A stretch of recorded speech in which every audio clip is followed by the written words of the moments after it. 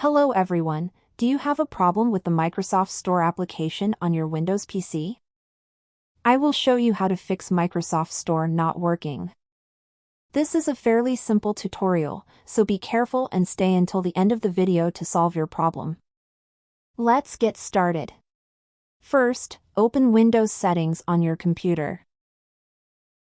Then, click on the Apps section here. Next, type Microsoft Store in the search bar and click on it to access the advanced options. From there, scroll down and click on Repair. It may take a moment to verify the integrity of your app files, and then click on Reset. This will take a few seconds to reset the app's data. When resetting the Microsoft Store data, you may be prompted to log in with your account again, after which the Microsoft Store should open up on your Windows PC. If the problem persists, make sure that the date and time on your computer are correctly set.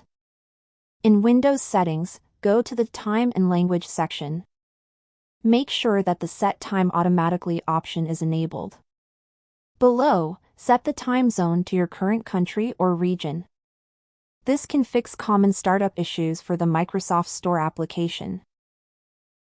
You should also make sure that your VPN connection is disabled to ensure you're connecting from the correct server region. To ensure that your Windows files are complete and up to date, go to the Update and Security section in your Windows settings. Click on Check for updates and download any available updates. After the download is complete, proceed to restart your computer and the Microsoft Store problem will be resolved. That's it for this video. Thank you for watching.